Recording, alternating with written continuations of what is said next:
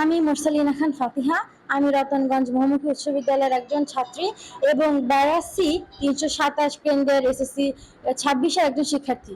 আমাদের বাংলা প্রথম পরীক্ষার দিন আমরা জানি সিকিউ এর যে উত্তরপত্র, যে খাতা এবং এমসিকিউ এর ওএমআর দুটো একসাথে দেয়, কিন্তু আমাদের যে প্রথম পত্র পরীক্ষার দিন আমাদের যে শিক্ষকরা ছিলেন তারা ওএমআরটা দিয়েছিল, কিন্তু সিকিউ এর যে উত্তরপত্র মানে খাতা ওটা দিয়েছিল না। তো যখন আমাদের ওএমআর মানে এমসিকিউ এর টাইম শেষ হয়ে যায় তখন তারা সেই উত্তরপত্রটা আমাদের দেয় এবং আমাদের স্কেলিং করতে প্রায় 20 মিনিটের মতো সময় নষ্ট হয়। কিন্তু পরবর্তীতে আমরা যেহেতু প্রথমবার দিয়েছিলাম তো সেহেতু আমরা বলতে পারি নাই যে এরকম হয়েছে, বাট পরবর্তীতে তারা আমাদের 20 মিনিট সময়টা ফেরত দেয়নি। তো সেক্ষেত্রে আমাদের লেখাতে আমাদের অনেক সমস্যা হয়েছে, আমরা খুব পরিপূর্ণভাবে আমাদের লেখাটা কমপ্লিট করতে পারি নাই। ফলে আমাদের অবশ্যই রেজাল্টের আশানুরূপ ফল আমরা পাবো না। প্রথম দিন আমরা যে মানে কেন্দ্রের যে কর্তৃপক্ষ ছিল তাদের কাছে বলেছিলাম এবং তারা বলেছিল যে হচ্ছে একবারে খাতা নিয়ে নিয়েছি, তো এখন তো কিছু করার নেই।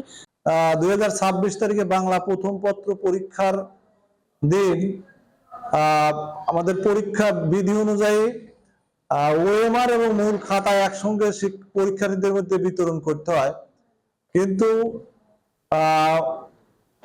ওই রুমে কাশীনাথপুর হাই স্কুলের একজন চুক্তিভিত্তিক শিক্ষককে কাশীনাথপুর হাই স্কুলের প্রধান শিক্ষক পাঠাইছে, যেটা পরীক্ষা নীতিমালার পরিপন্থী। চুক্তিভিত্তিক কোন শিক্ষককে আসলে পরীক্ষা কক্ষের পর্যবেক্ষক হিসেবে দায়িত্ব পালন করা যায় না। সে প্রথমে পরীক্ষা শুরুর আগে নৈর্ব্যক্তিক ওএমআর দিছে, ওএমআর যথানীতি সে পরীক্ষা আধা 30 মিনিট সময় 30 মিনিট পাস হওয়ার পরে তার রচনামূলকের উত্তরপত্র দেওয়ার কথা, কিন্তু সে না দিয়ে সে আধা ঘন্টা পরে ওই মেয়েকে রচনামূলকের উত্তরপত্র প্রদান করে। এর আগে তারা মেয়েরা বা ছেলেরা পরীক্ষার্থীরা খাতা চাইলে সে তাদেরকে ধমক দিয়ে থামা রাখে, যেটা যার কারণে আর 30 মিনিট পরে পরীক্ষার খাতা পাওয়ার কারণে তারা ফুল অ্যান্সার করতে পারে নাই, যার কারণে তারা পরে কান্নাকাটি করছে।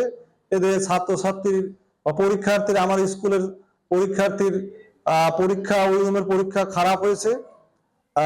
এই জন্য আমি এর কর্তৃপক্ষের কাছে একটা প্রয়োজনীয় ব্যবস্থা বা সুষ্ঠু বিচার প্রার্থনা করছি।